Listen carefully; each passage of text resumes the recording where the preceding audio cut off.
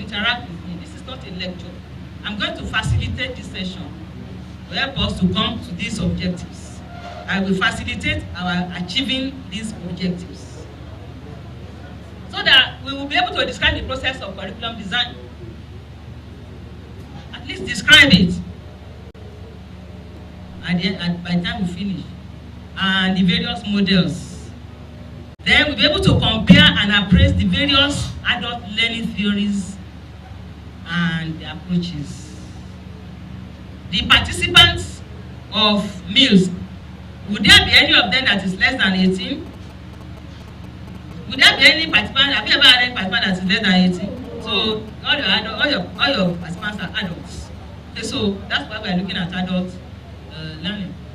And we are going in adult learning, we are actually going to transformational or transformative adult learning.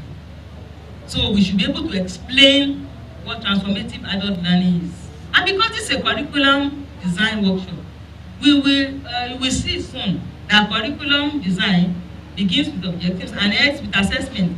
So you better listen. I'm going to assess this session before I go. And I might ask the organizers to spare the people who don't do well the lunch, which is just a small thing, just a small price to pay for being distracted as adults usually are. So we should also be able to apply transformational learning theory to the design and delivery of workers' education, to be able to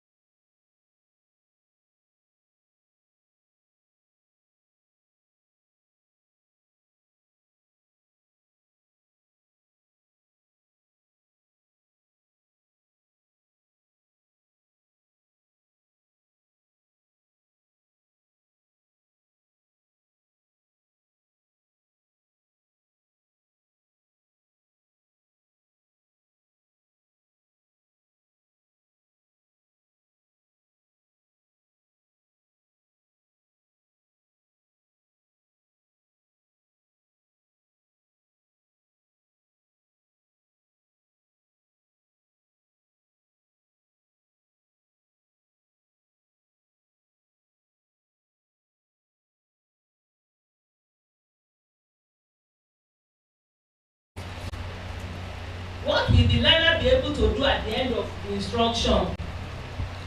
So you begin to plan from the end backwards. That's how you plan curriculum. That at the end of this instruction, at the end of this session, and in Minils, we'll be referring to Minils. So they have programs, and then they have different courses. So they will have a whole program on collective bargaining in the public service, or trade union funds and accounts. And then they have different courses under it, or even the academic programs. But in designing what happens in the classroom, curriculum is interested in the interaction. When the learner is on the spot, once he enters the gate, curriculum is interested in what happens, what are his experiences. So you begin to think about, what do I want the learner to know? You have to think like that. It is not about you writing it. It is about what will be the change in learning. And the material, that is the content. How what learning resources like books, manuals, etc. will I use? What will be required? Will be who give me? What will I need? Where would I get it? Methods. How will the materials be used? Am I the one that will use it? Is it the student that will use it? Will it be explained with how? Will it involve discussions, tours, discussions, practical sessions, demonstrations, tests, and then evaluation? That is very important, because you just have to know if you have reached the place. You have to know if you have achieved it. You can see now why curriculum is important. And every educator, even if they don't say it, every good educator is thinking like that. You are thinking about what the person will be at the end of at least 1 hour. What kind of change would have occurred in this person by the time they finish 1 hour under your voice? Then you will not be able, how would I then know that they have reached it? So unless you set objectives, evaluation is important. And unless you evaluate the objectives, you cannot know that they are there. Remember Alice in Wonderland? Know the case of Alice in Wonderland? How many people know the problem of Alice in Wonderland? She was lost. She was dejected, and she found that she was fine. Okay, so this person said, "Oh, Alice, what's wrong with you?" She said, "I'm lost." Okay, so where are you going? She said, "I don't know." Hey, so it doesn't matter, you may be already there and you don't know. It doesn't matter if you are lost, if you don't know where you are going. That is what objectives do. It makes so that when you see, even if you don't say written test, by simple, when you summarize at the end of the session and then ask 1 or 2 questions, you will know whether any learning has taken place. And learning is any change that is not ascribable to growth. And what is the purpose of curriculum? It's a framework. So you can see that all the things are hanging on it. From what doctor said here, that it's a serene, should I use the word? It's serene environment. Okay? Ensuring that the environment is serene. That's part of the curriculum. From the moment he enters the moment he comes down, alights, and is coming, the entire experience must be wholesome. So it is on that framework that you hang all the things, all these other things. So you hang all the other things on that framework.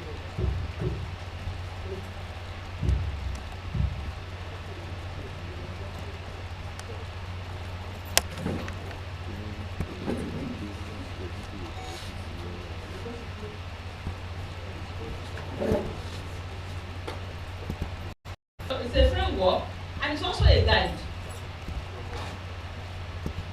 It's a guide.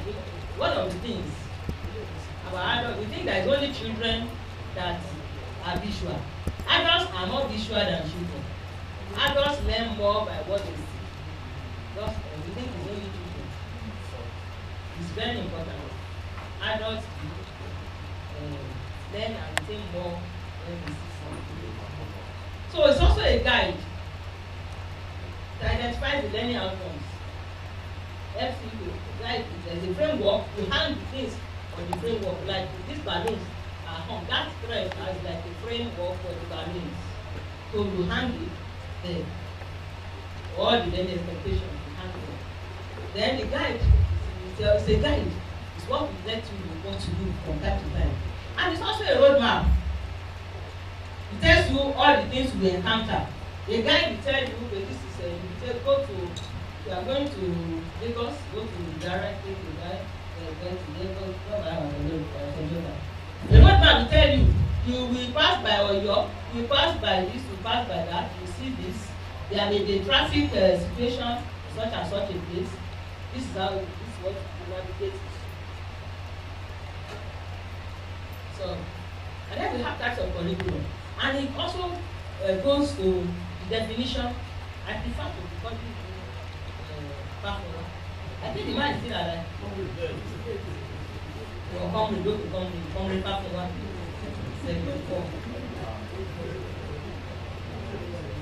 It goes back to what he said and what we read at even the experts said when we talk about types of curriculum. Some people will say they have just 3 types of curriculum. Others will say there are 7 types. As some other people, it's 11 types, 12 types. And they will name it. And they mean it. What is wrong with this now?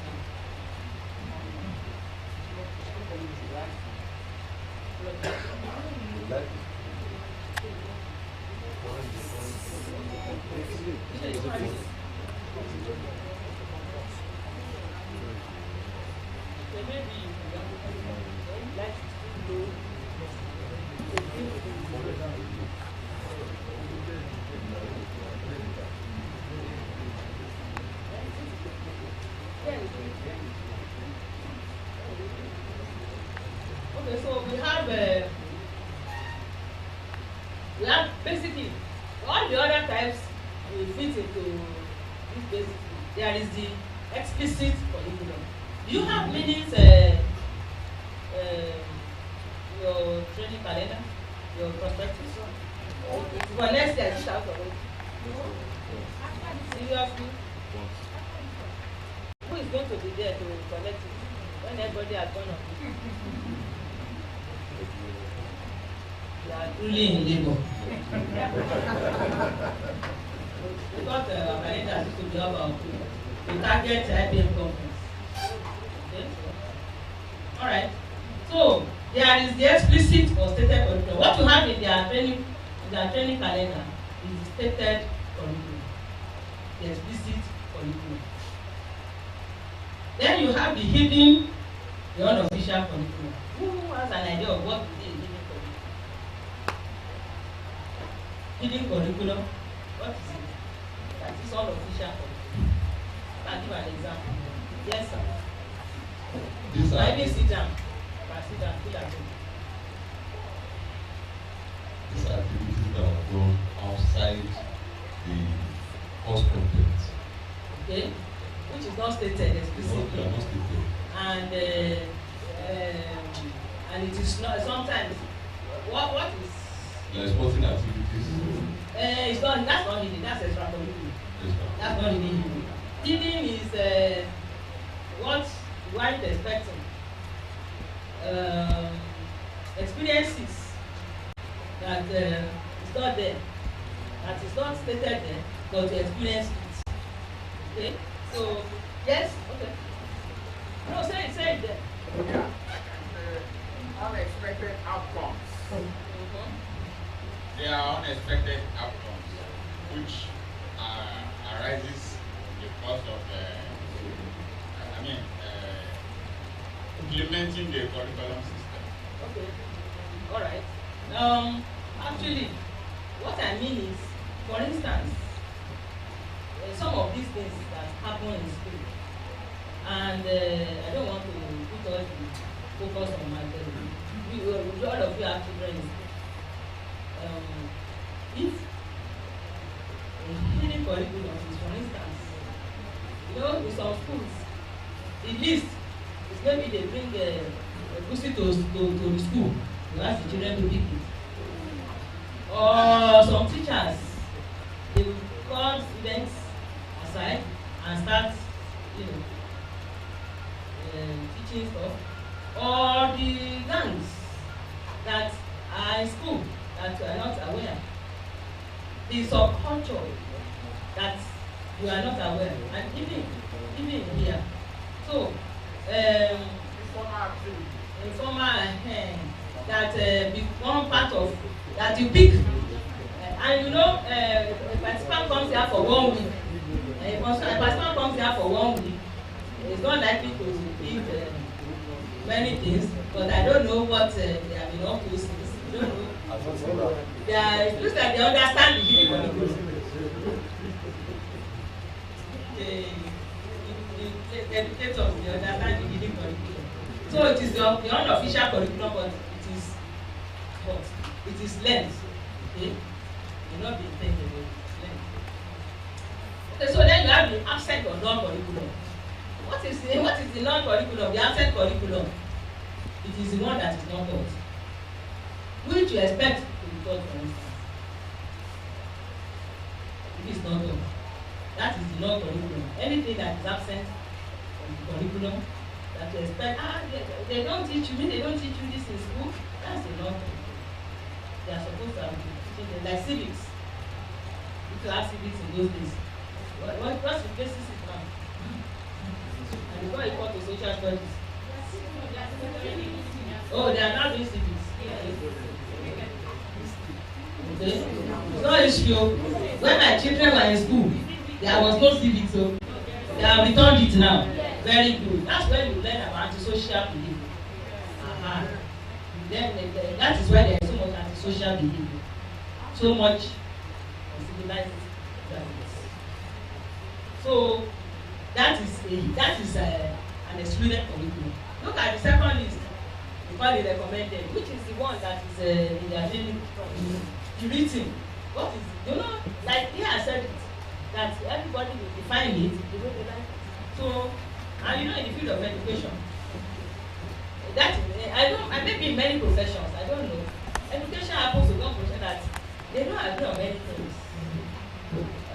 There was one time the professor was in the 90s, was on television. And now you know that we watch television all of us because of it. And whether it is or so.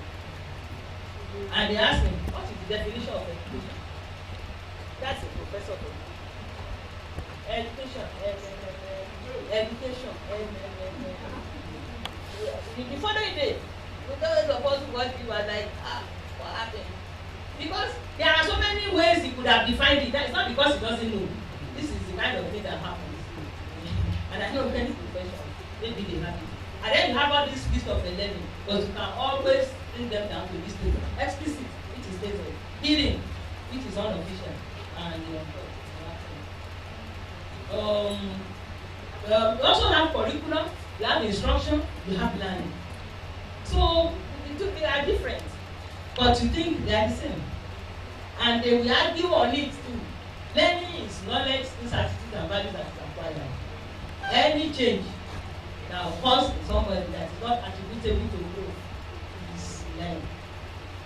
Curriculum is what is taught, and instruction is how curriculum is delivered. This is instruction. They have written curriculum for me, and then I'm standing and I'm giving and I'm now facilitating it. That is what is the process of instruction. So now, who, how, what, where, why? That is the purpose. That is the whole curriculum design. Now we do what, why, how.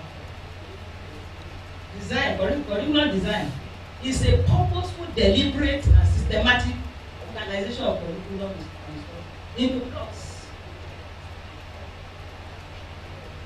It's a deliberate thing, and that's why we are having this kind of program. It's something that is how teachers plan their instruction. It's identify what to be done, who will do it, and what for you to follow.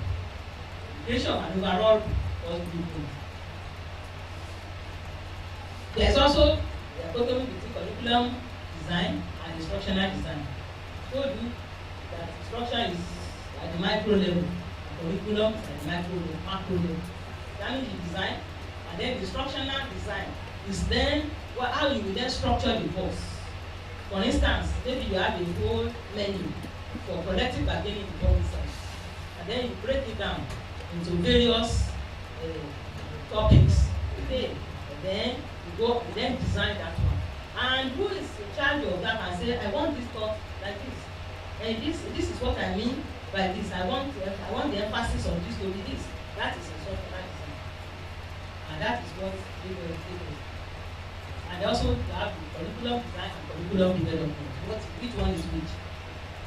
Design, the structure. Overall, like the framework, design it. Development is going into everything. It's going into everything. Development, improving. If you are improving, like Ms. Adikole was talking about one curriculum, I really remember the year. You are working on that. You are developing. What is CB? Thank you very much. How many people went on national youth service? Everybody. How many people did the CG, community development? Some people ran away. Did you raise your hand? When I say some people ran away, did you raise your hand? You raise your hand. I know. If they want to ask me who would have run away from CG, it will be Victor. And it's very truthful. It's my pastor, and he confessed. So how do we go about curriculum design? But before then, the background, how did they even come about curriculum design? Sometimes there is something you can do for people who have done something and gone than to acknowledge them. Right? Like back in one I was being asked if the man is dead. He gave one of the most beautiful definitions of curriculum. That is so the thing you can do is what it is when to acknowledge people. So what is I don't like people to forget me. Because he thought I said it's just like a factory now. We should be able to reduce it to the kind of scientific model that make it work properly. Don't just give everything, everybody come, teach math, go, teach literacy, go. Let's structure it. Years later, Tyler disciplined approach to schooling, embracing educational. So he said, it is more than that. It's not just reading, writing, arithmetic. Let's sit down. He said, let's think about the behavior of the learners. We should think about how what we are doing affects them. Maybe some people, maybe we don't need to be using cane. Maybe some people need to be taught separately. Maybe we don't need to be showing up, calling them out in public. Just brought behavior modification, behavior psychology into it. And there is a pyramid called the Minils pyramid. It was his idea that developed that. And then in the 70s, we now have curriculum designs as a field of study. How it becomes a field of study, even in the university. In the 1980s, there was debate on the utility of the process. Again, trust education. Some people are saying, which one you are finding about this curriculum design, curriculum design? Curriculum design is not good. If we bring scripture, if we bring legality, let everybody be free to do things as they want. It will lead to more formality. And formality, they will boast that formality is the enemy of creativity and direction. We will not allow people to be creative and be spontaneous. You know? Who do we call those people? What kind of people today? Progressives. They are never satisfied and they don't want any scripture. Okay? Those kind of people. Came from there. And the debate is still continues to be. That's why some people say that should be and this is the Minils pyramid that came out of the work of fire. Look at the pyramid. The expert does, right?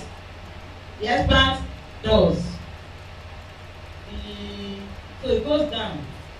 If you go in the list, the novice knows. And then he's able to interpret it. He knows how, more than knows. He knows how. then it then moves on to more competence, shows how, and then the expert just does it.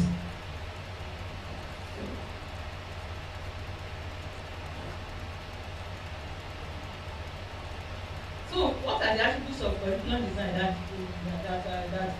policies? Why should we? Because there are courses that say there is no need for curriculum design. We want to make a case for it that it is purposeful. It's a purposeful endeavor. Not just having a course of study to improve learning. It has a purpose. Let nobody practice. It is deliberate and it is creative. So it is not something that is against creativity, but it operates at many levels.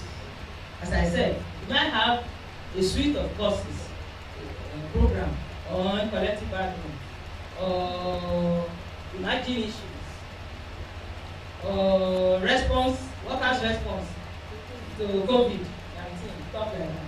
And then that's a suite of programs. And then under that, you then have some themes or topics. So there are many levels. So, and then each of these levels has the decision points too. So it's something that is quite expensive, and it requires compromises because you have to look at different facets, different things.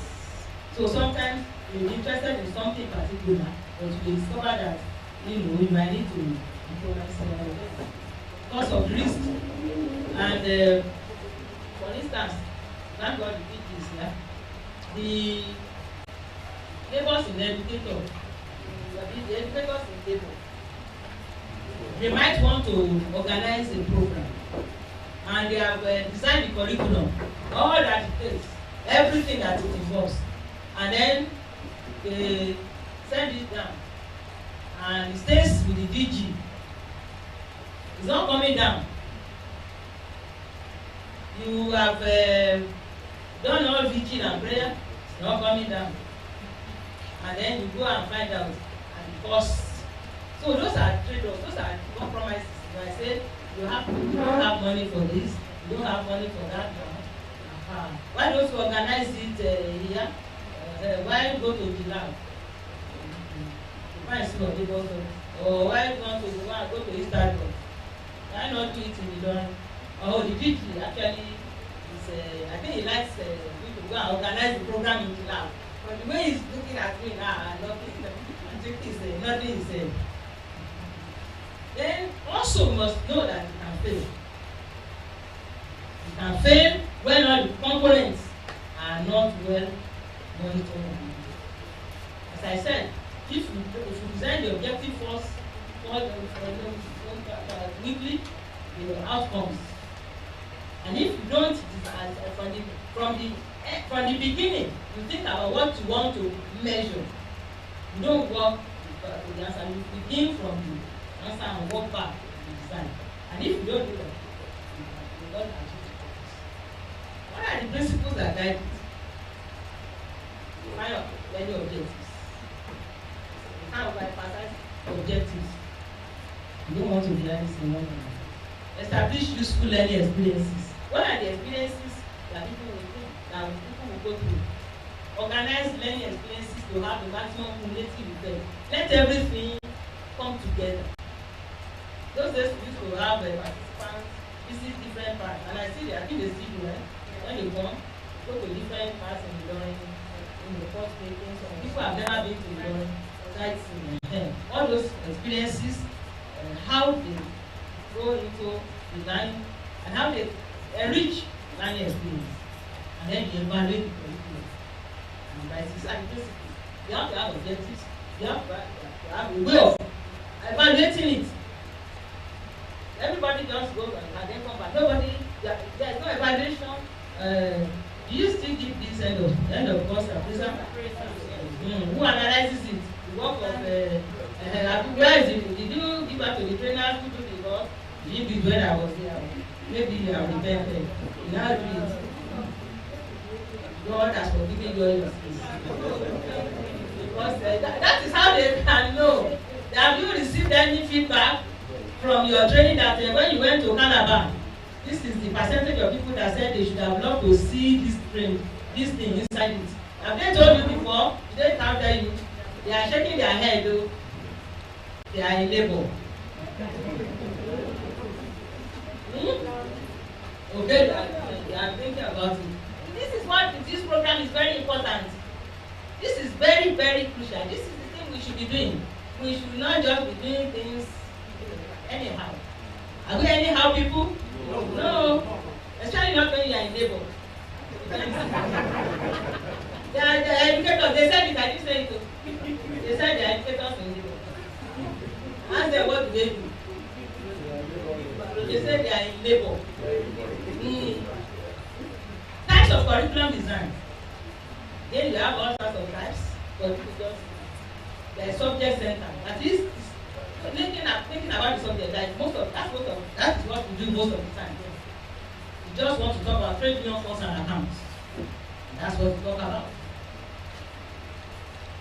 Or learner centered design.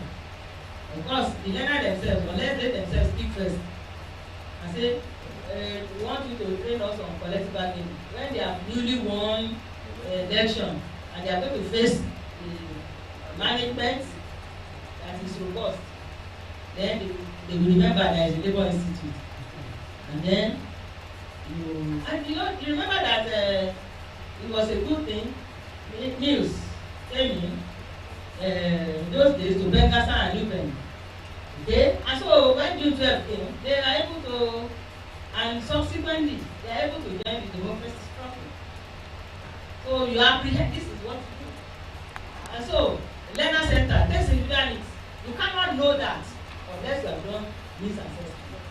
And when else did you do this assessment? Sorry, you didn't hear the rest of it. It's a secret. You can't know. Don't worry. Eh? Where did you do it?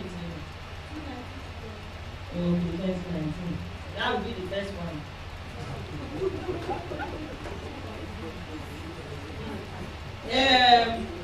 Okay. No, this is improvement. This is good. Okay. And even when I saw it, that things are happening. So they cannot prepare curriculum because of it. They cannot. They can't prepare curriculum unless they see that representation. That's why there is no curriculum on that. So, problem, right? So, yes?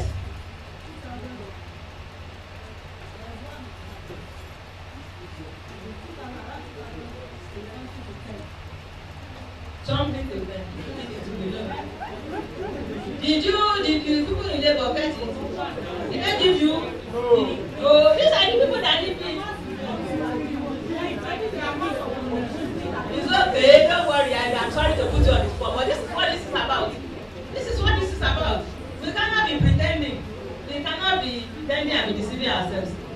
We don't want all this money. Me, I love Freddy Shiba too. We don't want the money to be wasted.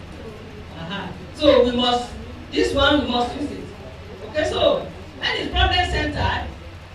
It's also like student centered because you are focusing on the students. You want to use kind of discovery approach to them so that they can discover. You help them to, you are pushing them to learn. They are not just teaching. Now, take out your pen and be writing the note. No, they are not copying lectures.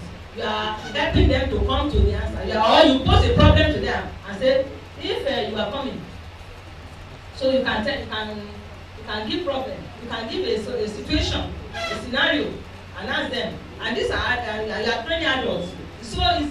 For instance, you can ask. You have a job interview. You have a job interview, and you got out, and you are on your way. When you, as you got out on your way, you had an accident, or you are called that your wife is in labor, and you have that, and she wasn't showing any sign of labor, or she collapsed, and you have interview to do, and you have been looking for a job for like 7 years. What do you do? Okay, provoke their thoughts, and that's real life situation. Okay, so what will you do? We are coming to that. Coming to that. So you have these three approaches, and then you have models. of curriculum design. Talk about principles, components, types, and then the models.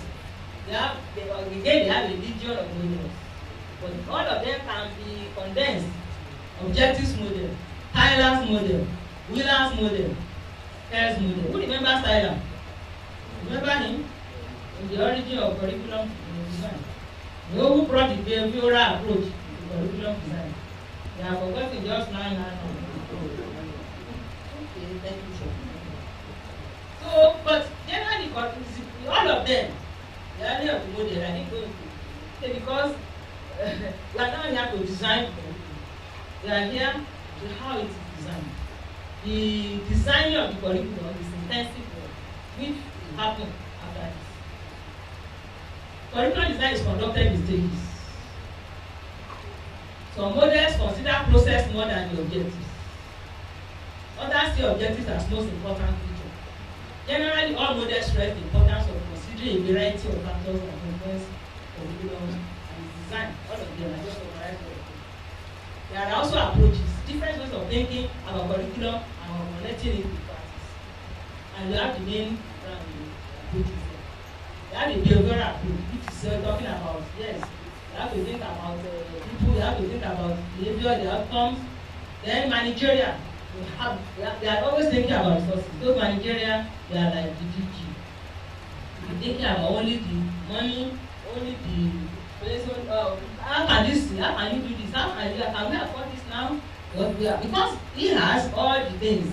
Everybody brings their request, so he has the helicopter view of everything that you don't know. So that's why they will be bringing in the issues of space, of money, of where. Whereas the educators are only concerned about this planner and how to impact this school. So the systems person is saying, okay, it's a whole system. Let's look at all of it as a system. The academic is saying this thing needs to be properly analyzed and grounded. And they will research into every detail. And the humanist will say this is philosophical, social condition. The teachers as a facilitator, more or less a resource person. But with this conceptual, it's a slight problem here. They don't even follow any model. They are approach that has no model. They are rooted in such as psychoanalysis. This person, you have to think about their psychological state and even existentialism, that is the bone of Darwinism and Marxism for rights. And things have to be well grounded. These are good, but you can't carry all these things. It will be there, not all transient. Oh, so but your participants are adults. Adults are in this. I've just told you, you've done that. How will you resolve it? They are not like children that you sit down. These are adults. What's peculiar about adults? What is peculiar about adults? How do you think adults differ from children in the way they are? How? Just give me one experience. They are more rational. More rational. Logic. Experience. What else? Maturity. Some of them know more than adults, and that's all. So what motivates an adult to learn? Curiosity, simple need to know. Which is adults are complex. Don't even know why they. Sometimes they didn't even know that they were coming to the program until the morning. Maybe something needs to happen in their absence, and they need to be away from that place of work. Go and tell this person by telling people. Has it happened to anybody here? Somebody is saying, before I finish, somebody is already saying yes. We are ready for anybody who they send you, just call. No problem. You hear no issue, you see no issue. Come at the program. When you get back, you deal with the issue. Everything has happened behind your back. That is through this, they are complex. So, and learning theories provide the foundation to navigate the issues. That's why we need the learning theory to know how they are different and to be able to approach them. And the number of adult learning theories have gained prominence over the last century. What are the characteristics of adult learners? You can read it there. Experience. As we have said there, they are self-directing. You are even sent, if it's somebody that is stubborn, the person may say, no, I cannot go. Can it not happen? They say, I cannot go. If you give him all the money and say, for a 1 week or take 2 weeks, okay. I say, no, my wife, I'm going to labor anytime. I have to be there. Maybe the wife is not even pregnant. They are self-directing. Then they are oriented for now. That's why they are here. That's why they go to the college. That's why they went to the university. They need this thing now, as in like yesterday. So there is an implication for that. That has implication. They want it now. It's not like 6 years when they finish SS3. They need this something now. And there are also problems solving. There is a problem that they want to solve. So, because these are the main characteristics. So adult learning theories, there are a number of them as usual, and they address these problems in different ways. We have what is called andragogy, which is the first one. And pedagogy is for children. Yeah, so this yes, this is for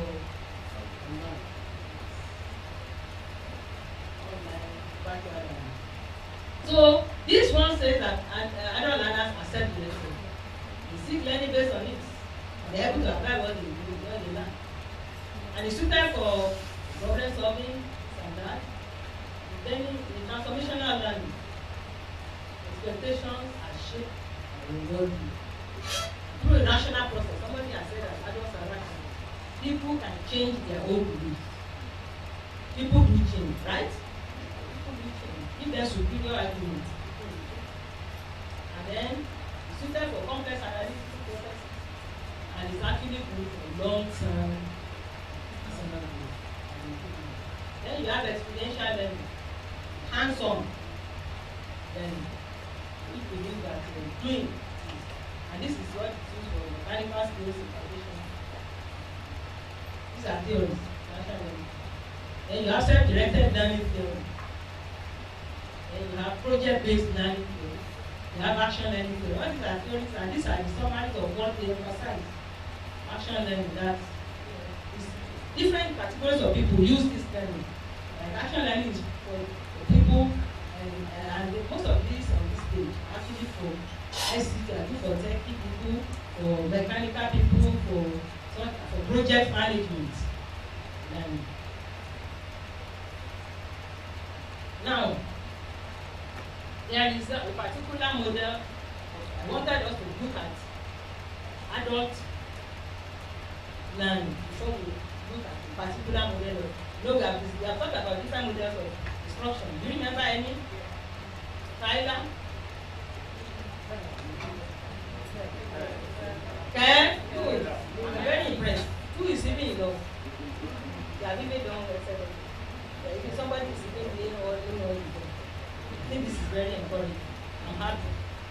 So I left this out because this is recommended. I wanted us to grasp adult learning before we talk about this model. Because this model is very complex. Most highly respected of all models of curriculum instruction. It's actually it was developed by the researchers at US Air Force, and it's the one that is used for instructional systems design all over the world. The preferred model of instruction. And ADDI stands for what? Analysis, design, which is all that for the analysis phase. And this. So we are here. We are not doing what we want to do. This is what we want us to do. We are here to learn about curriculum design, right? We are now doing curriculum design. We are learning about curriculum design now, so that we can apply it. The process of actually sitting down is a workshop. It means us to really give you, and he was really telling me that if I can make it less than the time they gave me.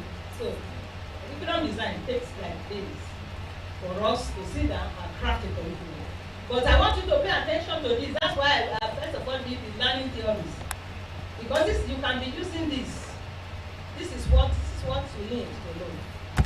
At the analysis stage, you analyze the current situation. And then, where is the person who has helped us to analyze it? She has gone out.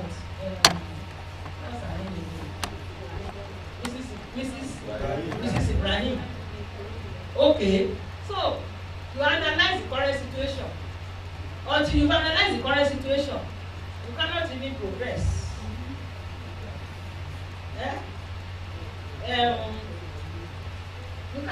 You have to know what is right now. When when Obasanjo came to power in 1999, by 2000, it was rolling out all sorts of reforms, but nobody was listening to him. Nigerians have been too beaten forever shy. He was surprised that he wasn't connecting with the people. So, when who was his predecessor of Tony Blair? What's the name of that? Was it Tony Blair? I think it was Tony Blair. Came to there was this conference of Commonwealth conference, and so he came. Obasanjo went to me, and I was discussing. So he said, I have a problem. I am not connecting with people. The people are not getting me. They are not believing me. They are not. I don't see. I feel that I am not connecting with them. And then the place said, he said, "Oh, what you need to do? That what you need to do is to demonstrate that there is an improvement. To demonstrate that there is an improvement in the service delivery. Telling you the background of service. Okay, so how do you demonstrate that there is an improvement? You have to take the measurement now and let it be known. This is where we are. There is a document in Nigeria called Roadmap to Service Delivery. That document then chronicle. So the setup, a country with a continent-wide team, very strong team, including him and his most trusted officer in charge of service delivery in the UK. And they went around Nigeria for like how many months? Interviewing every single sector, including prisoners, and came back and said there is massive service failure, there is disconnection, just as you said, services are not serving people. What are they serving if they are not serving people? Who are the services serving if they are not serving the people? They are serving themselves. Isn't it? They are serving themselves. So, they are serving themselves. Their services are not serving people. So, people are in government office. It's the shopping floor of government business. And it can be turned to something. Anyway, so he said, do it, and then they did something, and then you can then do service and people. That was why they then established service delivery. Now, so we need to first of all do the base time. Let people know where we are, so that if there's an improvement, then they will know. That is the purpose of that analysis, so that you know, you do the analysis, and then you will know where you are, so that you can make an improvement. If we don't do it, if people don't know, they don't appreciate any improvement unless we realize it. So, you ask yourself, what kind of participant do we want to attract? That's your question. Okay, what kind of participant do we want to attract? We are not in the curriculum workshop now, but we can begin to think about it. Silvanus, what kind of participant do we want to attract? Please sit down. We want to attract participants that will go back and make improvement in the labor market. Thank you very much.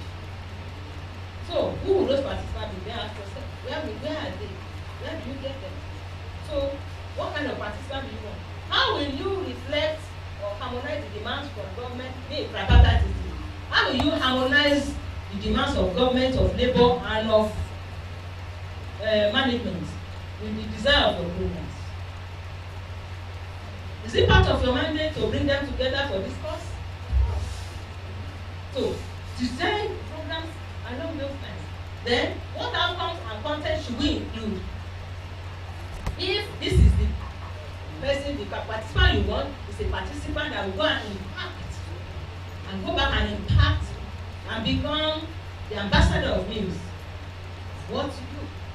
What kind of programs should we do there for the people to be impressed? Somebody sometime ago, years ago, somebody from National Open University came to the program in the institute, and he did not let Professor Jekede, who is no longer the president, Professor Jekede, the VC. You have to go to that. All this something. He wrote the report. He didn't stop there. You have to pay. That is the word of mouth marketing. That is what happens when you impact. So you know the kind of participant you want. And of course, I knew so many people. I knew so many. This man has gone around, he has given conference to people saying, cannot be like Mama, like Mama cannot be like that. But I cannot bring everybody here. You people, I said, we have place, bring them.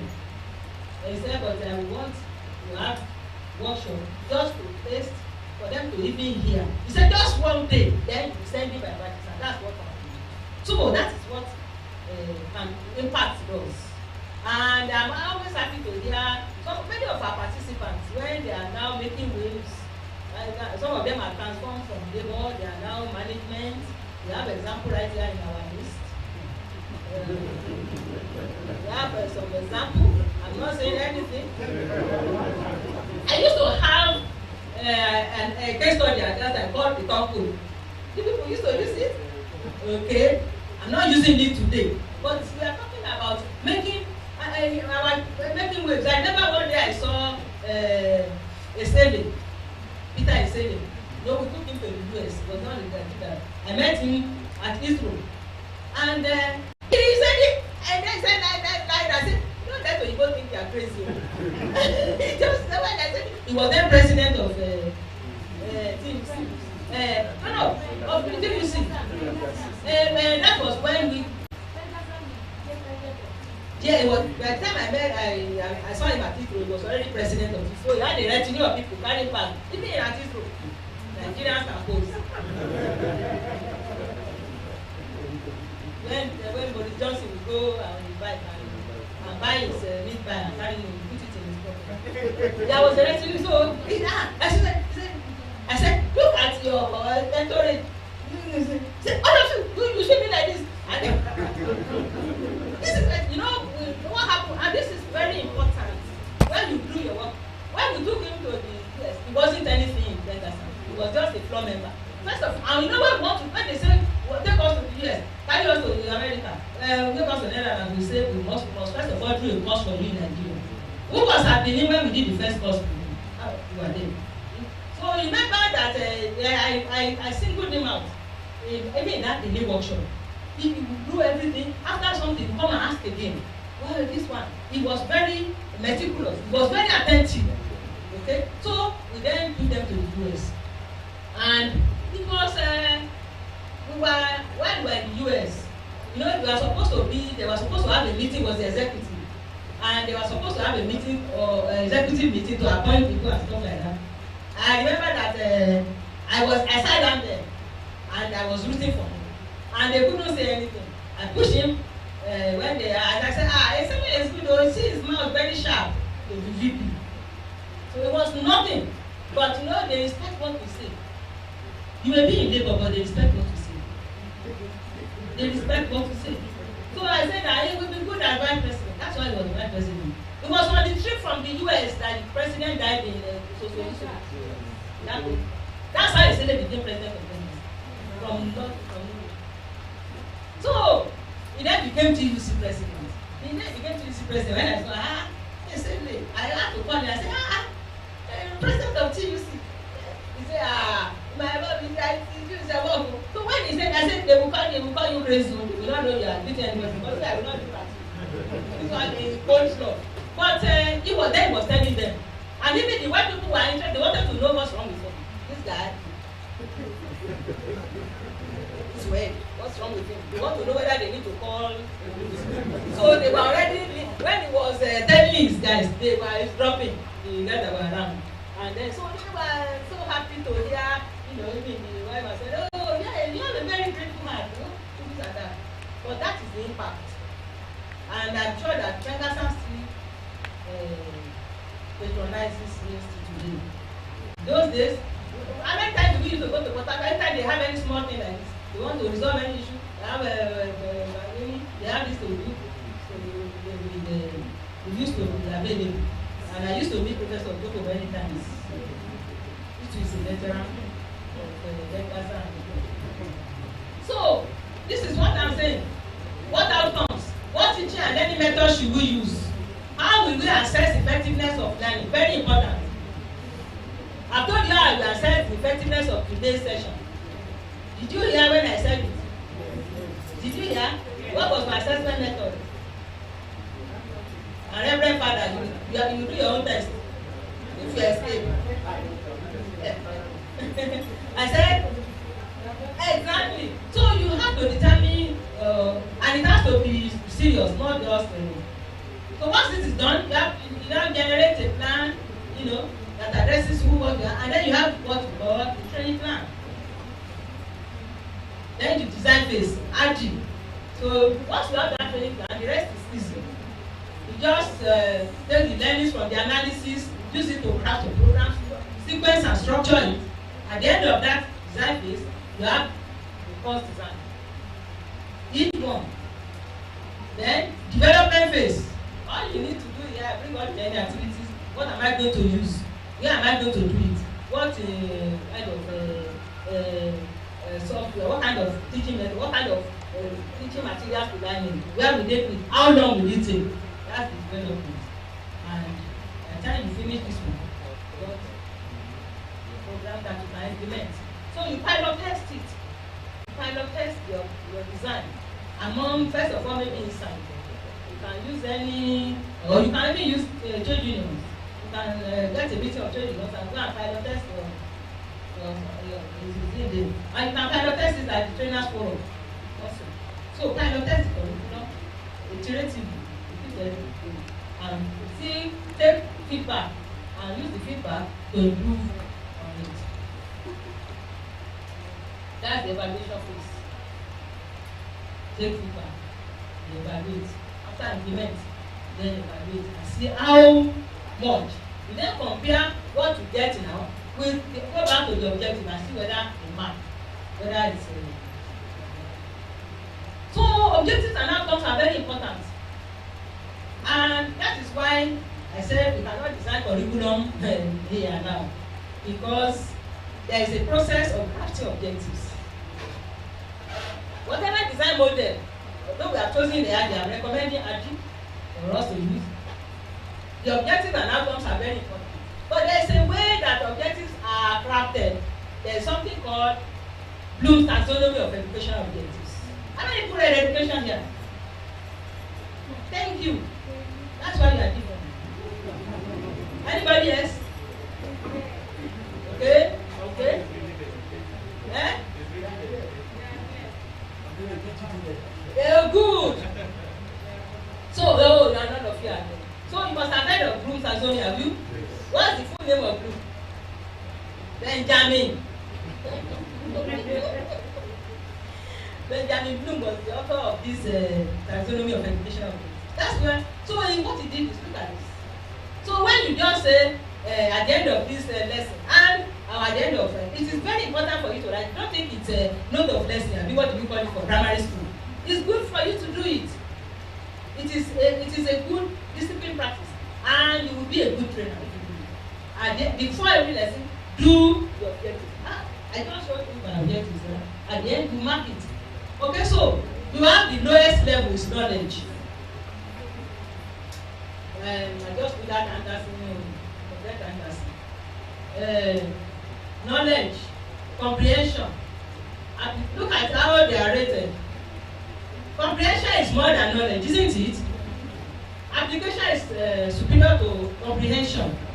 It's only when you comprehend that you can apply. The analysis, ability to analyze situations, to analyze and say, oh, this doesn't sit well. This isn't looking right. There's more to this than we are seeing. Then analyze, okay, this is because of this and that. Then synthesize your analysis. Bring all your analysis together and say, okay, that is why, so it is like this. And then evaluate. Evaluation is the highest. 6. So, what I'm saying is that, like I say, at the end of the lesson, at the end of this exercise, this is what we want them to. This is the level of comprehension. But we don't use. You don't use the know. We look at what you use objectives on the basis of domains of learning, and domains of learning are 3. There is the cognitive, that is the one they know by the brain. There is the psychomotor, doing with hand and with the body. There is the affective, the feeling, which is very important. The feeling that takes the attitude. So the cognitive, the psychomotor, and the affective domains. That is how you set smarter objectives. What is smarter? Okay, completely for me, you know smart. What about smarter? Eh? Specific. You know smart, everybody knows smart. Abi? And what about the that I added? Smarter goals. And I like that. People put there whatever they like for that. I like Africa. It is Africa. Africa and of course realizing. Now, so look at, we have talked about all this, about knowledge, about Bloom's taxonomy and the levels. So these are the verbs we use. So you can see that this is not a small task. So when you then say, when you want just knowledge, look at the verbs you use for knowledge. Look at the verbs you use for comprehension. And you know knowledge is the list. What are the verbs you use for knowledge? Describe, select, identify, label, list, name, outline, quote, explain. What about comprehension? Can you get the table? I want you to get the table. Well, read for me the words you can use under that second level, comprehension. Discuss, translate, summarize, distinguish, classify. What about application?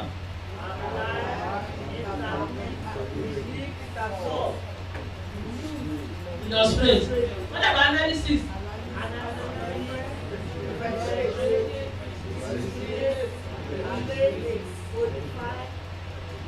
What about evaluation?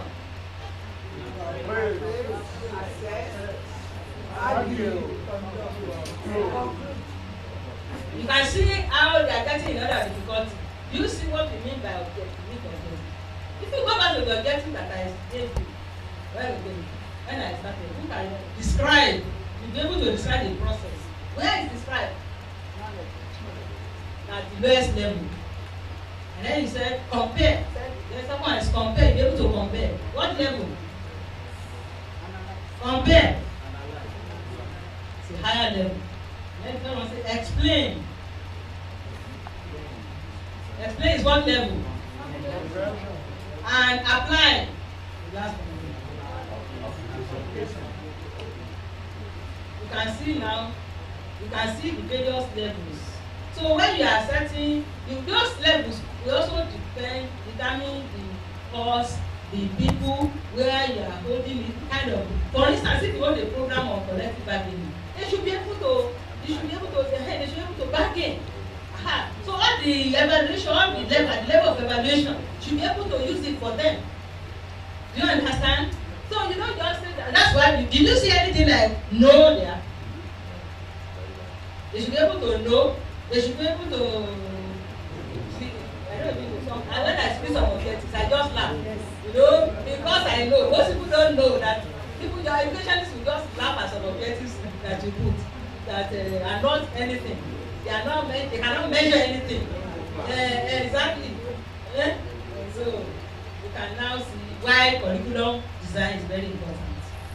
So when you are, if you state impossible objectives like this when you are training, I mean the educationist in your audience will say, they're failing who can organize one course for this person who doesn't know how to formulate objectives.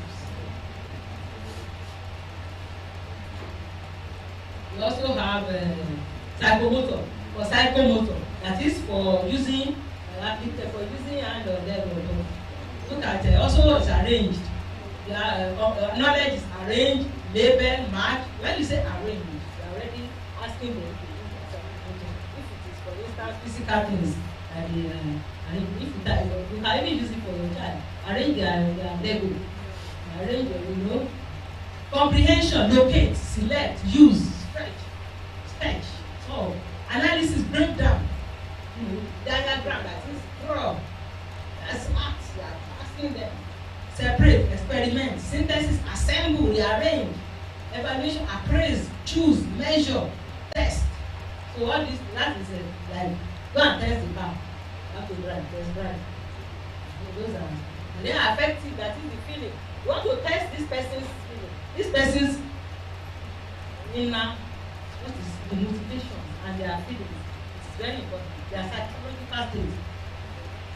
Receiving, follows, has an awareness of, listens, asks, responding. These are the things you use when you are talking about, when you want to get the person's, you want to connect with the person's psychology. So these objectives. So now what? So we can now use some of these objectives. We now understand how some of these objectives are used. Compare to, you won't say to know or to understand. How will you measure understand? How will you measure know? Okay, so you give yourself trouble when you get evaluation. Now, what are the implications of adult learning? Rounding up for it. The characteristics of adult learners, we said it. You remember? Self-concept, self-directed. What is the implication for the educators in labor? They have to read this for me one by one. Where is the mic? Where is the mic? Give it to the chief labor officer. Sit down. Adult education. Read the self-concept. Read the implication for you. While you are in labor, what should you be doing? When you are in labor, you do self-concept and self-directing. No, wait. Your participants, these people, they are self-directing. They came, so they have a self-concept of their own, and they've come for your training. They've come for the meals. But you know that these people, they know what they are doing. They are not like the young when we were small. They are not children. They have a self-concept. So how will you handle them? Read it. Design and deliver courses in ways that give learners control over learning. Yes, because that's what they want. So they understand these things. You don't need to solve their intelligence by thinking they don't. So give them control. The next one. Consider everybody else, you know that. No, you can, if you are many, how many trainers here? Trainers here. Okay, yeah. I'm not the only one. Give it to, pass it to trainer. You don't need to waste our time. Just pass it to Yes, trainer. design numerous courses in various formats. Okay, meaning what? Meaning that your courses should not be stereotyped. Thank you. Variety is the spice of life. Exactly. So, example of formats.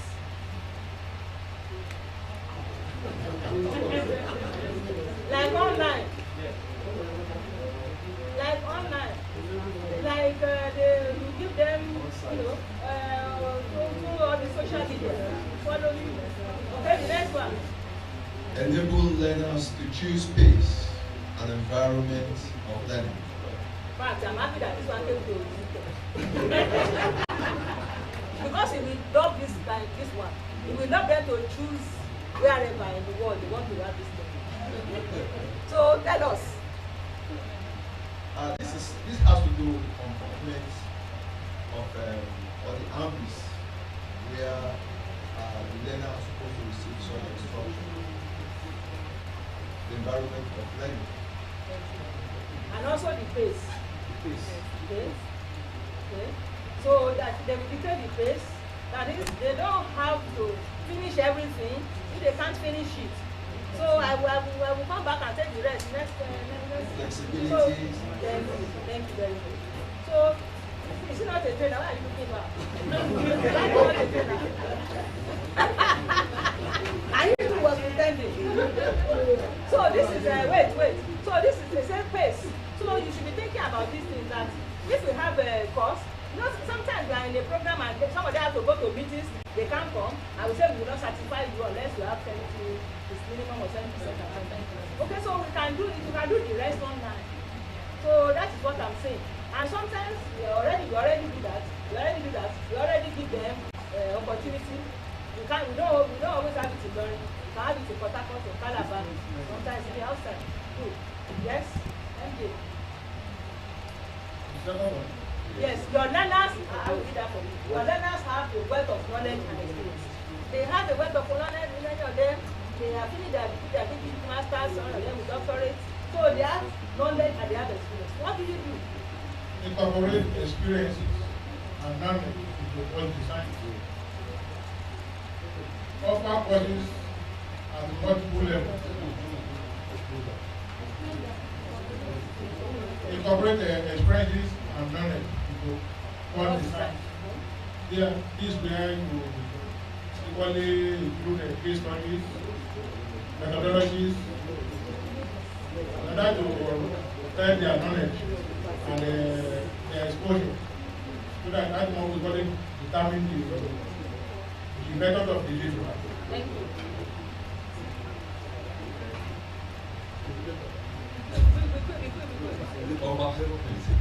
Urban courses have multiple levels: basic, intermediate, and advanced. Yes. I think that's clear enough. Offer various levels. And that is a career with from simple to complex to abstract. Thank you very much. Read the next one for us. Design courses, activities that encourage learners to try out. That's like exercise based on this, involve them. It can be a learner-centered kind of design. Ready to learn. Your participants are ready to learn. What do you do? Who is the next trainer? They are ready to learn. If there's nobody, let somebody be reading everything. Ready to learn.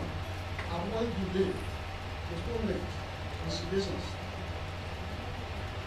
Keep the programs scheduled. I think that's already your own competitive advantage. Meals never cancels, never postpone, they don't delay. Okay. I think we want to clap for Michael, you need for that. I know that's not about this. Ready to apply their knowledge. Your participants are ready to apply their knowledge like yesterday. What do you do? You design courses relevant to learners' profession or career. As they are designing the topic, you ensure that it's relevant to stakeholders. Just read it for us. Just Okay. read it. Add courses on the go. Yeah. Ready. No waiting, no applying. Functional, effective, fully interactive website. Let them come. If they didn't fit for, let them come and fit it after they are in the classroom. That's okay. Intrinsic motivation to learn this skill. They want to learn these skills. They want to know more. What do you do?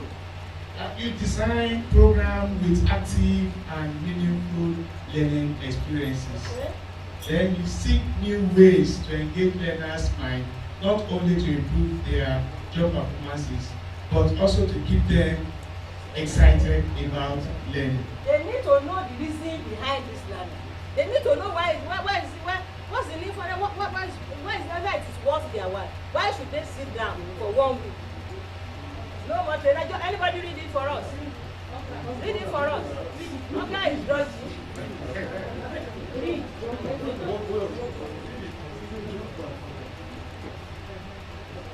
Read it. Job performances, but also to keep them excited about learning. Okay, you need to know. Facilitate the understanding and Facilitate their appreciation. understanding and appreciation that their venture they are taking is the right one. Exactly. That they have not missed it. That they haven't made a mistake to come to me. Don't let them say, oh, I should have gone to that. Provide reasoning and purpose that meet professional needs. Okay? Listen and ask questions. Listen and ask questions. Conduct training needs assessment and analysis. Okay. Identify design courses and programs that meet learners' needs. Okay. Provide online guidance and educational courses. So these are the implications. Well, and all this can be done using that model that we discussed. Now transformation, the last thing we are going to ask. This is how does this relate? Transformation.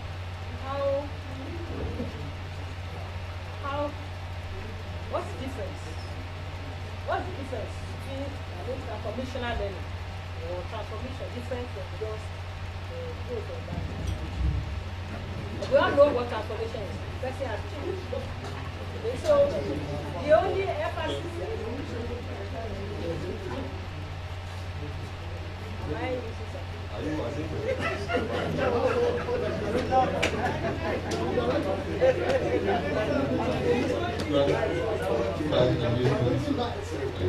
So transformation is about breaking new grounds. No, I'm Also, not. moving from one. Thank you very much. I said that we all know what It's still transformation room is. for innovation. Thank you From very much. one. Please clap for him. So, transformation, I said that we all know what it is. So, the first one just said it. Sorry, I was told you should stop so that I can finish the lecture. So, we're talking about, now I will just summarize because we need to go. And transformational learning is a form of, is adult learning. Children can also experience transformational learning. This was articulated by this man called Messi in the 70s. And he has died, but people have continued to develop it. He believes that learning will produce, we must aim to produce a radical change, a mental shift in the mindset of our participants. That is the ultimate learning. That it's not just knowing and doing, but their frames of reference must change. People must change their meanings. When they attach their meanings must change. And this is a perspective transformation. And says there are 3 dimensions: psychological dimension, that is, the person changes. And this is what we expect from our learners. That conviction, belief systems change. We no longer believe that somebody will hit you somewhere, or that you cannot travel to somewhere. All those kind of biases that you grew up with. It then has a mental shift. Then behavioral changes in the lifestyle. When the person some of our people, when you meet them, they become managers. They go into management, and they still have this right processing mind view in them that enables them to do the right. So all learning is change, but not all change is transformation. I already told you that every change that is not ascribable to growth is learning, but not all change is transformation. It's a very change is transitional. I hope that you will do this now, so I don't have to go through this. But in this time, like about 10 things that a person goes through, and the one I want to focus on, the first thing that happens is a disorienting dilemma. Who has experienced a dilemma? You have a dilemma, then you begin to, dilemma means, I will come to it, something shocks you. You are surprised. Maybe you change work and you find that, everybody has actually left me behind. You know that everybody has left until you go to that place and you are shocked. Then you begin to look at yourself, guilt or shame. You begin to wonder what happened, what will happen. You continue until you go to a point where you then begin to look at think of new things to do and begin to adapt yourself to that. And in these elements that actually a transformation, that this dilemma disorients you. You are shocked. You didn't know this. Sometimes it's a disappointment. Sometimes it could be like the wife who found out her husband is cheating. Yeah, you know. You'll be surprised. You'll be surprised how people can take something like that. You know, like this somebody I mentor. I mean, this is this person has different titles together with the husband. It's a big shot, a chief executive. Their children, lawyers, doctors, engineers. The last one just went for his master's outside the country. So they agree and the children are married. And then I don't know what happened that the husband himself now told me that in fact the person died, the woman died, and then the husband now said he was having an affair with her for 18 years, and she nearly died. It was actually the husband who called me and said, your brother you survived, so you have to know that. Well, so I told you just die, and then the minute silence for you every time we remember you. But it shook her. It's a disorienting dilemma. It shook because she did not expect it. So it can happen to people like that. It may be death in the family. It may be sickness. Something shocked you, and then maybe you have to rearrange your life. I have to counsel them out of that situation. Today is okay, but you know, I was surprised the way I'm like, this woman is dead.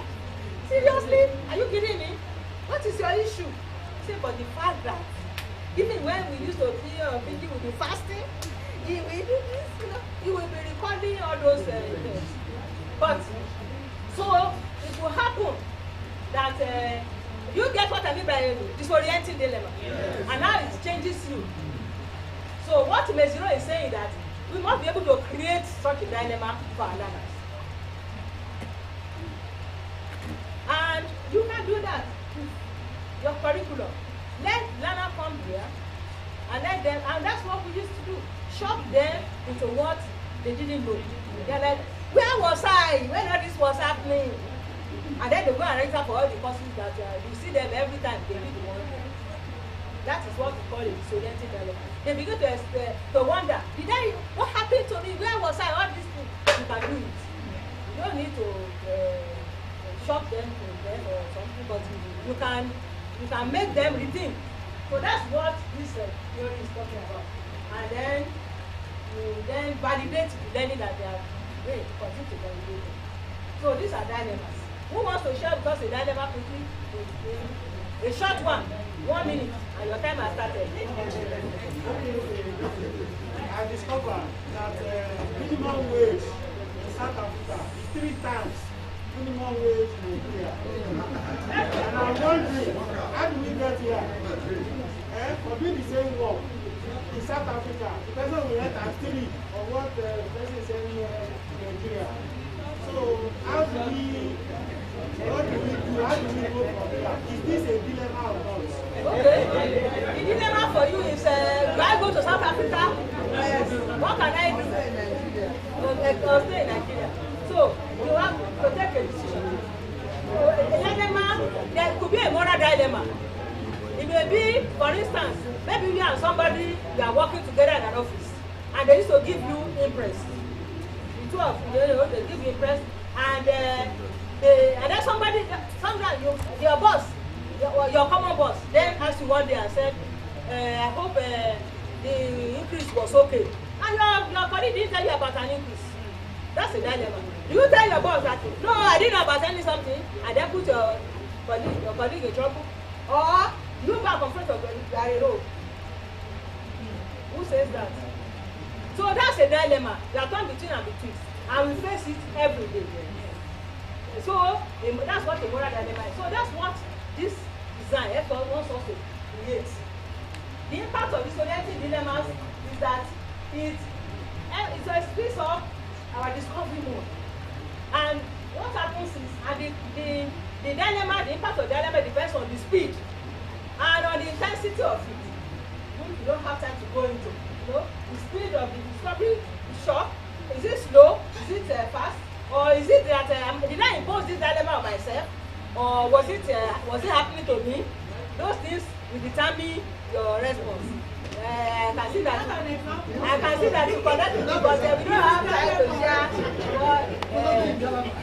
Exactly. So what is the implication for the educators in labor? Where are the trainers? Oga, take over now. Oga. We are reading all of that as a punishment. Now, so we are saying that the implication of this theory to trainers, that is, how can we create disorienting dilemmas? Because that is what brings learning.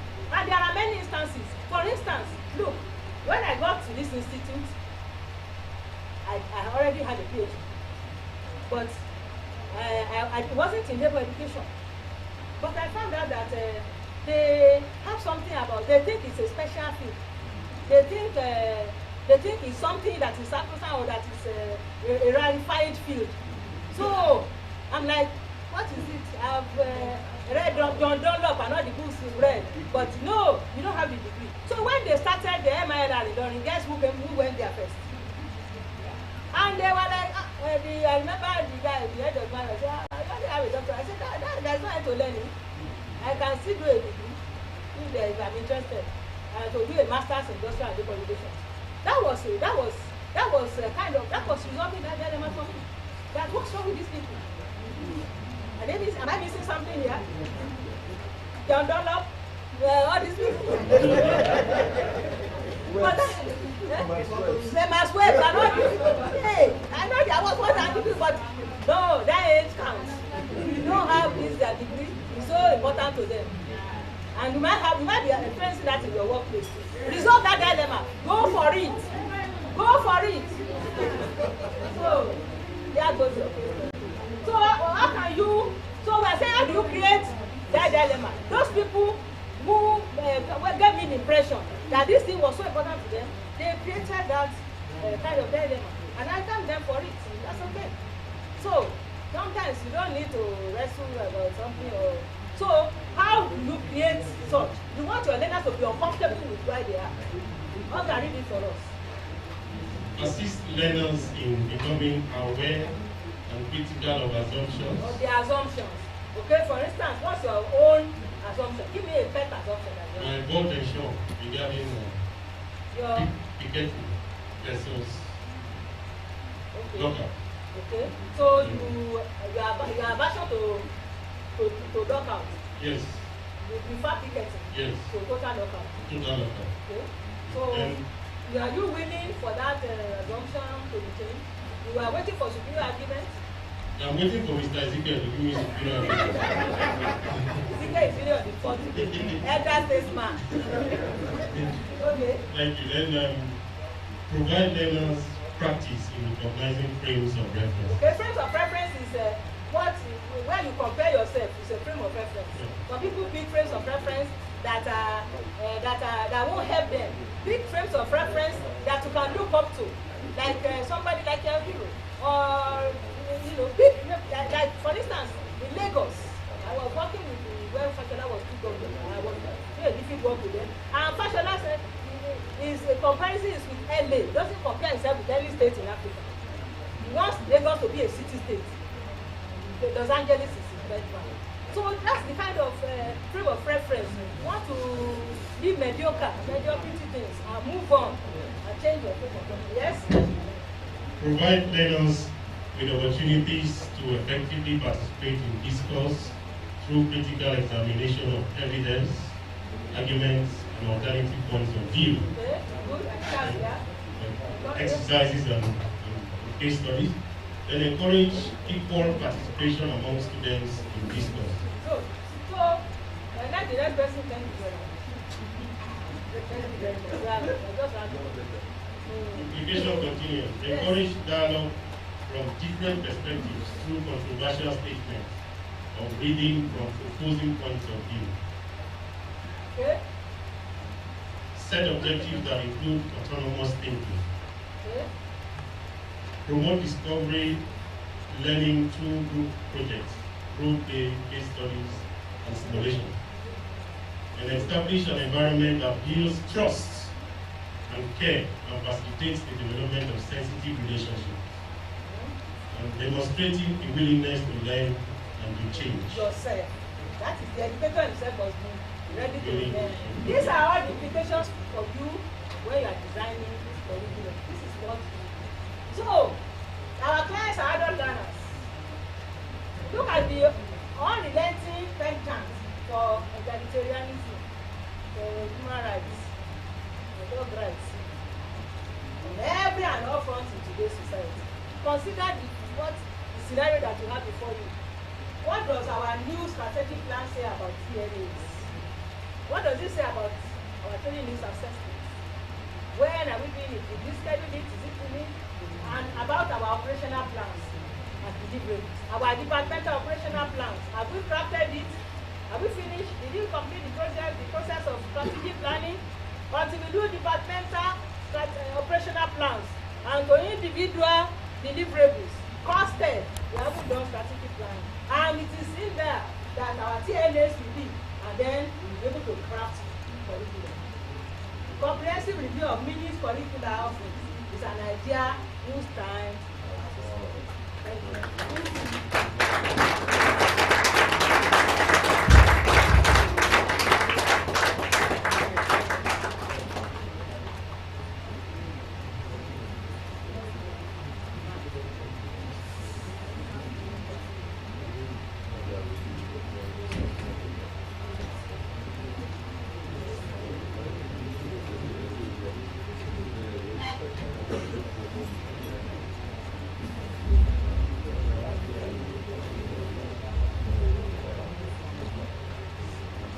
Thank you very much for that beautiful. It's now time for comments, observations, questions. We have number 1, 2, 3. We have only 3. 4, 5. Are you raising your hand? Please let's indicate once again. 1, 2, 3, 4. I have 4. There's no hand there. 5, 6. Let's have.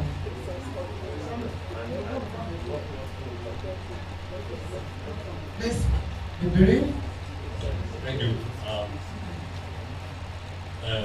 Madam Trainer, I really appreciate this opening. Adult learning. Are you good one? I am with you. Galileo says you cannot teach a man anything. You can only help them to discover it by themselves.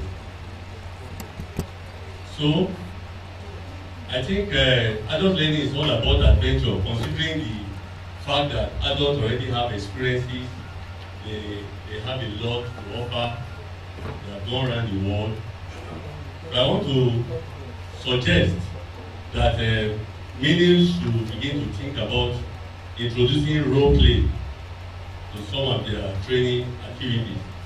That is by involving visual or a creative way of getting people to understand the objective of that training. So role play is very important. I'm only proposing. Thank you. Thank you very much, ma'am. I'm Dr. Akim Akinwale from University of Lagos. I thank the organizer for bringing me to this workshop. It has been very enriching, enlightening, eye-opening, and the facilitation, because you said you wanted to facilitate.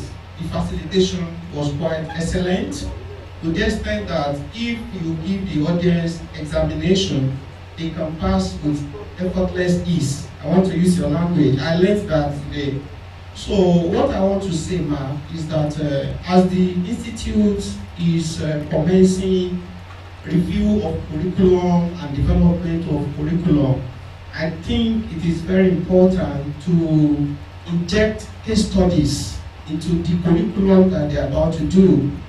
And I'm happy to know that the current president of Nigerian Labour Congress is also the president of the global movement. That means he's also familiar with global best practices, which I think is the only institute for labor studies in sub-Saharan Africa.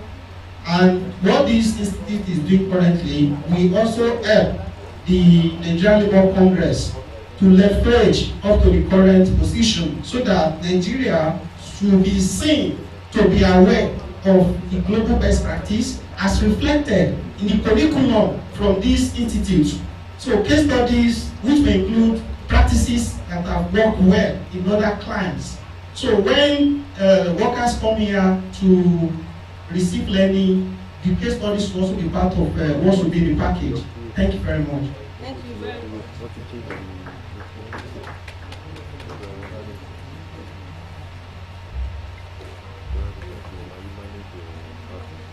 I really want to commend my former head of department. I'm happy. I want to, based on experience, part of the method to evaluate was based on our experience on the field. You know, you have some set of participants. When they come like this, they said they size you, especially maybe you are organizing program on leadership, and then they size you. They say, what can this people teach? Take leadership, what is it that we have not known about leadership? But we are always very happy because at the end of the course, the self-confession actually gives us satisfaction that we have delivered a transformational program. Because those kind of people, when at the end of the program, they raise up their hands to make a self-confession. That when we came, we thought that we were not going to learn something new. But they normally said that we are going back as a new individual.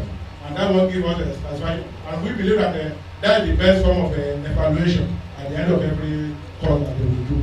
Because if participants can say they are going back as a different person, I think trainers are well happy and they're motivated for delivering the transformational workshop. Thank you.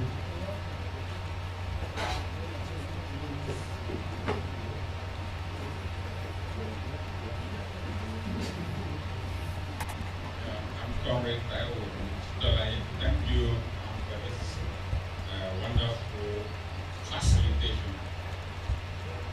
The curriculum design, I would suggest, should include labor and value chain productivity. It's very, very essential. By agency collaboration, workers can enhance their skill, their competence, and exchange it to value more related to Pareto's law. 80, 20, they will concentrate more and they can be more productive. And also it should inculcate or include the elements of interactive learning. I do a lot of courses with World Bank, Harvard University, Stanford. It is more tasking. Currently, I'm battling to complete one. So many people drop away, but see, at the end of the day, use knowledge, attitude, and practice. We are so many times we miss out the attitude, and it is the connecting bridge between knowledge and practice. So, interactive process will enhance this. I don't want to take time. So, on your case study, on Obasanjo, who said people are not connecting with this program. The people cannot connect because it was a military Gestapo approach. You need to understand the baseline. You need to do participatory needs assessments. You need to juxtapose it with benchmark relevant to your environment. Then you can see people will connect. Thank you.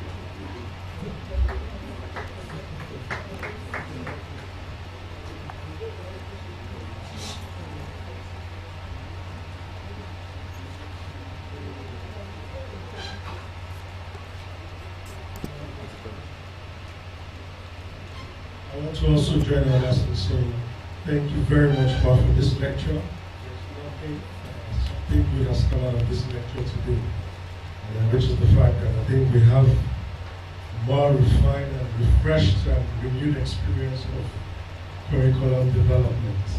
I think that's something we'll be taking forward. But I don't mind, it's not a question. It's just something for all of us to watch out for while engaging in curriculum development, and based on my experience so far in a number of curriculum activities. One, you cannot really develop a curriculum if you don't have extensive, in-depth knowledge of the subject matter you want to develop a curriculum for. Two, it is good to attain a level of, if not being very knowledgeable, if not being a specialist, being well ingrained in multidisciplinary knowledge about the subject and to develop the curriculum for. Why I'm saying this is that, yes, right, I picked up the experience about MILR. I've been in the institute, but I refuse to do MILR. I will not do it. The reason is this. I see labor studies from a different perspective. I see labor studies as a multidisciplinary field, which you can locate more in development studies component. That's how I see it. So it's a field that embraces diverse discipline. For example, we talk about human capability approach now. And when we look at human capability approach, it keys into labor studies. But it's not even an MILR subject. So I think going forward in designing a curriculum, my own input would be, let's ensure that the curriculum is as multidisciplinary as possible. Let's make sure that the curriculum is deep and rich in content. Because a lot of the issues that people were even talking about 5 years ago, some of those issues, nobody talks about them today.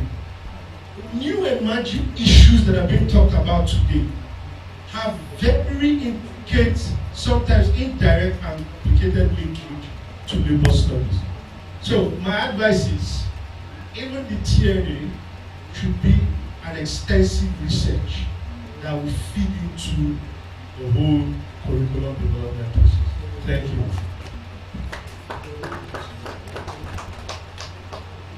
Thank you, Ma. Thank you for this privilege. My honest feedback. I want us to be very considerate of that. Gathering your feedback. How do you get your feedback? Many people come for trainings, workshops, seminars, but we don't follow them up. No, maybe what they have been trained on has been used. From where I work, if they send you for a training, in that office, the whole of that month, I'm sure that year, if you are not careful, you'll be the one that will be carrying out every activity in that restaurant. Because they want to know if you actually learn from that training. Most people go for workshops because they want the certificate. They want to be promoted, but they don't use it in their workplace. And I want to talk about the man that said he was in a state of dilemma when he saw South Africa's minimum wage with 3 times Nigeria's minimum wage.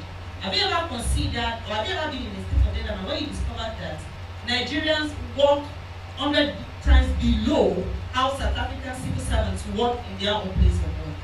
So definitely their minimum wage should be above all. Because sometimes most of our civil servants, they go for training because they want to be promoted. They don't really give the service that is needed. But at the end of the whole thing, I'm sorry for unionists, I'm sorry about that. But that's just the truth.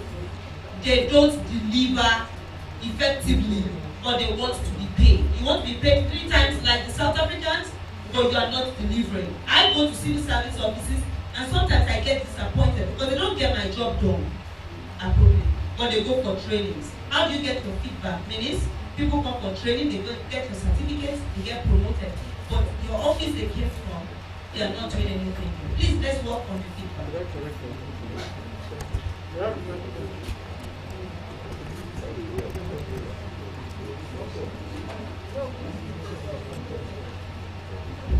Thank you. I just would like to respond to the last speaker. I taught at the University of Witwatersrand for a year, and also Cape Town University. South Africans still went further than us. Please don't move.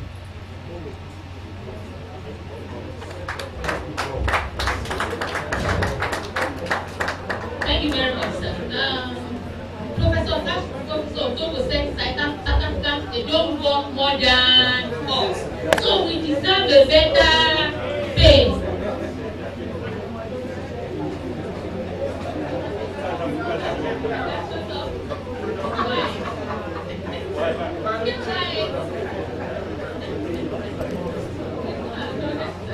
Thank you very much.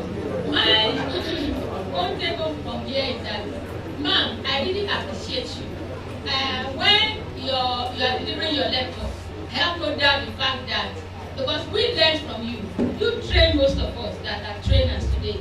We really appreciate you, and we don't expect anything less than from what we saw today. We are very, very grateful. My own contribution is that from the last speaker, that is Mr. Okarangugu, when I'm one of those who gained admission into University of Lagos in 1985 to study industrial relations. When I look at all the courses in JAM, I specifically went for industrial relations and personnel management, simply because my father was a national president of the Nigerian Union of Teachers. So at home, he used to come and tell me a little bit about trade unionism. Whenever they are going for delegate meeting, I used to ask him, what is this delegate? What is the meaning of all these things we are going for? What is the meaning of all agitation you are doing? He traveled all over the world. I can't mention it to the extent that he retired as the vice president of the World Conference of the teaching profession in the world. Now, when I entered the University of Lagos, going to where I was coming from, Professor Otobo is one of those who taught us. When we entered, he told us that this course that you have entered for is multidisciplinary and multidimensional. He even told us that there is mathematics there, and we even did engineering mathematics.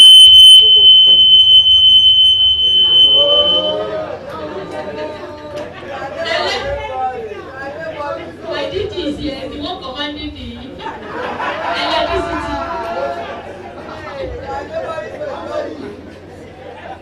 So thank you very much. My own contribution, I won't say question per se, is that in my own career, running to almost 3 decades, 30 years of being a labor educator, one of the challenges I've had in my life here, ma'am, is that there is one module that used to be given to me. That's on gender issues in trade unionism, of course, being the only female director. Now, there was a day I was teaching, and then when I started, and then the participants said, no, I don't know whether they have done meeting before they entered the class. Immediately I entered and I started speaking about gender. There's need for gender. There's need for gender mainstreaming. There's need for gender mainstreaming. Don't do gender discrimination. All of them, they just say, no, we don't even like what you're saying. What do you mean? What is gender? What is all these things you're doing? You're encouraging women to be more than us in organization. Is that talking? Is that? Do you know what I did, ma'am? I went out. I said, okay, everybody take 5 minutes break. So they went out. By the time they came in, I changed the model. I said, okay, there's no lecture again. Let's turn into debate. Immediately we started the debate. Then there were songs. Women are great, oh, women are great. Women are great, oh, women are great. No controversy, women are great. No controversy, women are great. The same people that started saying I should stop gender, talking about gender mainstreaming, they all key into the song. Even some of them started dancing to the extent that at the end of the day, they all agreed that there should be gender mainstreaming. Now, I want to ask, ma'am, when you bring the issue of music or singing into, or even storytelling into delivering your module, is there anything, or role play, is there anything wrong? Because some people may say, how can you be singing in, some people say, I had Mr. Adiboye's class, is he not rowdy? Are they fighting? Is he truly teaching that module? And things like that. So is it okay? Is it good to bring the issue? Then I want to ask the man that before you do curriculum design, if you don't conduct the training need assessment in that organization, if you don't conduct the TNA, you cannot do a successful curriculum design in any organization. Thank you very much, ma'am.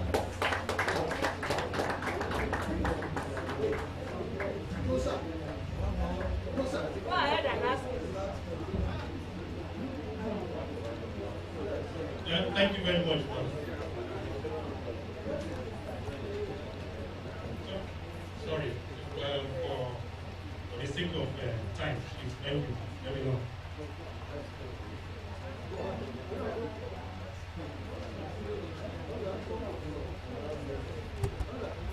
Thank you, ma'am, for the wonderful lecture. Here in the institute, what we use is end of course appraisal form or evaluation form. I just want to add that while appraising, we should try as much as possible, it's a suggestion though, that maybe we should allocate scores to the questions we'll be asking the participants, because there are some factors that will actually bring down your rating, your training rating. But the training would have been very excellent. But factors such as maybe venue, lighting, food, and some other factors may make the participant to rate you very low. Whereas, in terms of content delivery, you did extremely well. So I just feel like it's a suggestion that while going forward, we can begin to attribute scores to the questions we are asking in our end of course evaluation. Thank you very much. I think most of the interventions are the contributions of government. Role play, talked about case studies, and you will see that Minils actually the way it connects with all these people. The last time I was there, Babogori was there, and I was surprised. We are not going to deliver this November. Because now online, I have to say that is true. I know that Geneva they don't even allow. So, but what I'm saying is that Minils used to be really connected with us. We used to have somebody who was used to connect with people. And I'm sure this person that he mentioned, I hope that Minils is keeping tab with this person who is in World Trade Union. Yes. So it's a good and also case studies. Actually have case studies, but there's no time, which I wanted us to look at. But I understand that they want to start for lunch and look for some time. So, and that has always been the practice of things. So then also somebody talked about feedback from trainers, from trainees. Yes, that we can't even rely solely on that, on what they say. Some of it may not be genuine. Maybe they just say so, they make it do something like that. And I agree with that speaker, the lady there, who said that we need to follow up. Indeed, how will you do TNA if you don't follow up? That is very important. We need to follow them up. We have their addresses, we have all the places they work. So it is important for us to follow them up, to follow up and find out how they are using the training and the course. And yes, so many of the comments are well taken that labor chain productivity should be encouraged. And also the issue of multidisciplinary approach. It is true that you will not develop a quality curriculum if you are not knowledgeable in the subject matter. And I want you to know that labor and industrial relations is also as labor studies. Victor, you don't labor market labor studies, development sector and development sector for instance. So it's not just because it is industrial and labor relations. You study, there are courses you study there include labor market studies and other studies of the labor system. So it's very, and I'm sure that they will continue to review their curriculum. And you can actually help them in reviewing that. They depend on you, actually, the institute. So I am always in touch with the people in charge, with their things that we can also help them to enrich the curriculum. There are things, it's not about the name, it's about the content of that curriculum. And that might even help them to change the name. So I think that most of these things have been thinking that feedback needs to be we need to follow up the feedback. We need to we need the addresses. We need to ensure, because that's how we do the TNA. What are the needs? What is it that we want them? That's how we can even validate whatever we are doing. And on using song and things, as long as it doesn't turn into over and there kind of stuff. And storytelling is also a way, as long as it has to do with the subject matter, that brings out the subject matter. So once there's a way of introducing things and bringing it up that actually lead to a disorienting dilemma in the mind of the hearer. Thank you very much. Thank you very much, ma'am. I think we can just give her a more resounding applause. Thank you very much. Good news. Our lunch is ready. And this is how it goes. Resource persons, invited guests, and management can move to the canteen for their lunch. For the media and staff members of Minils, we stay here for our lunch. And the lunch, according to the coordinator, we should be back here at 5 minutes to 3 because the next session takes off at 3. Thank you very much.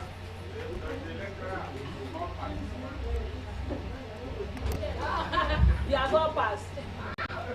There was continuous assessment. Thank you.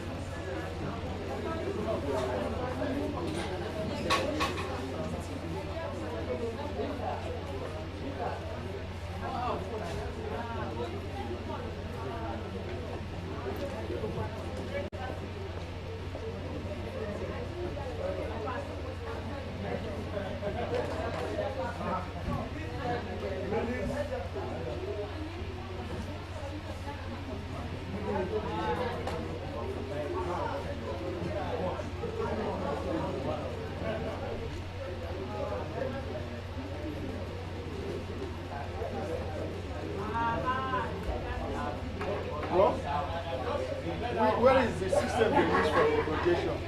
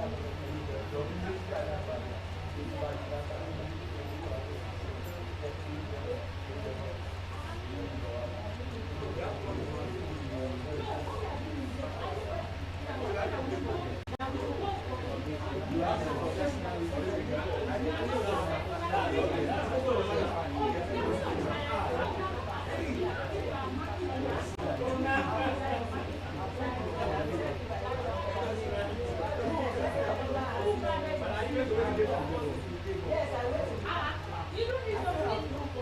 I know you do. We are talking about people.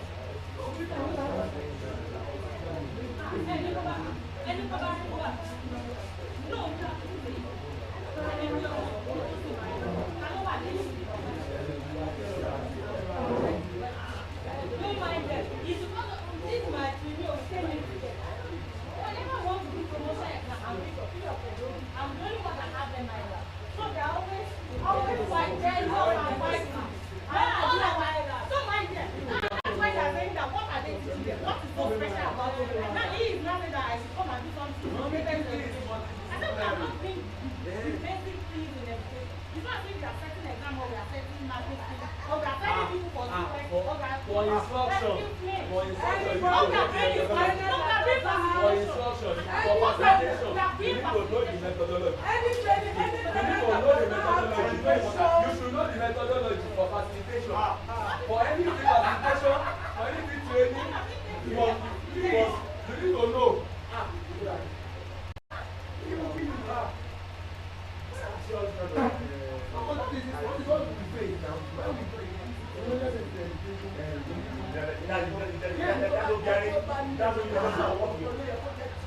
I gave it to me and education, PSCBL, and the SC is not pronounced.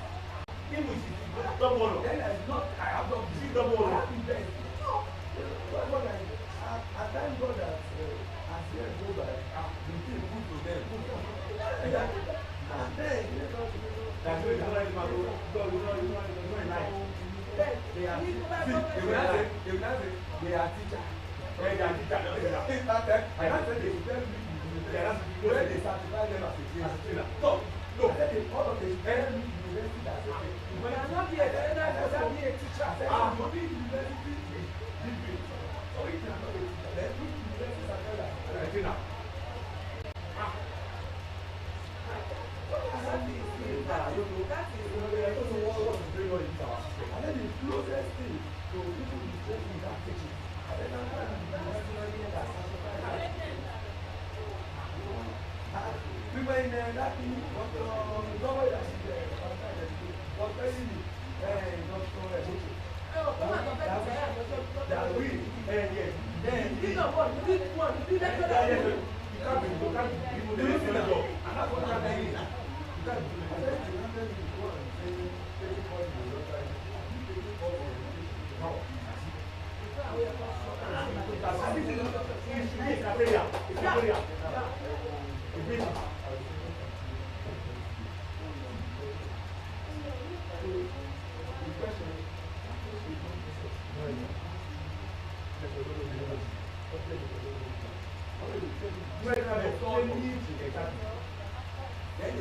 can't do it. That concept student center, yes, also mentioned that. So that student center is when you have students the same thing. Yes, that's the same. Yes. So very good. It's true that you don't they are not aware about. You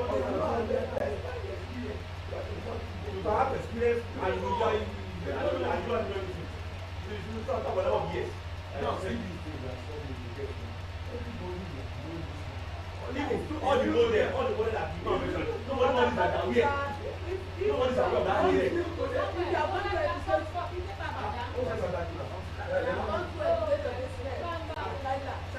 What's the every people there? People there.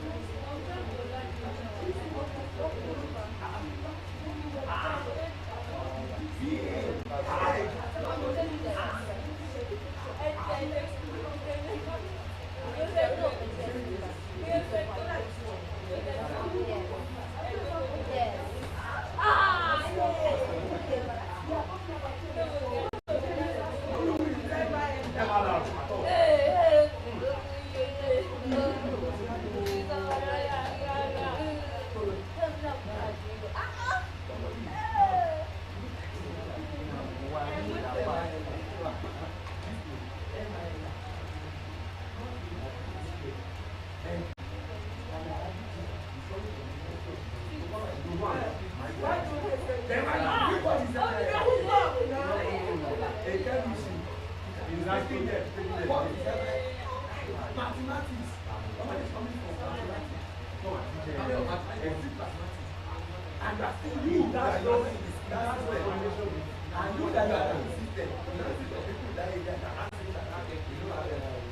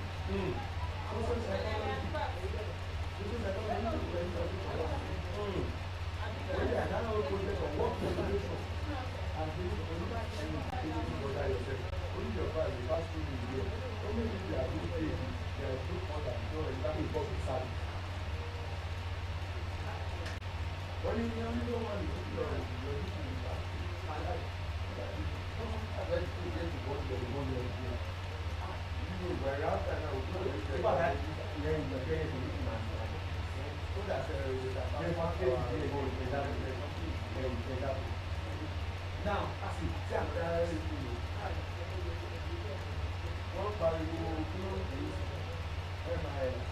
the expert that is working, don't come on it's not everybody at all. He's taking them education. A lot of them are just and now if I don't say that, there is no anymore, and you are taking your curriculum retreat. The people will use that, like I said.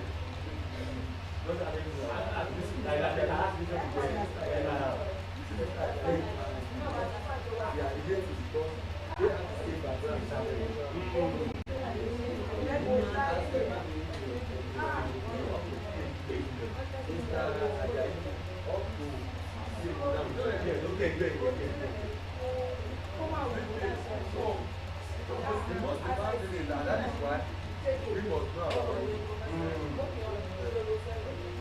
Somebody cannot come about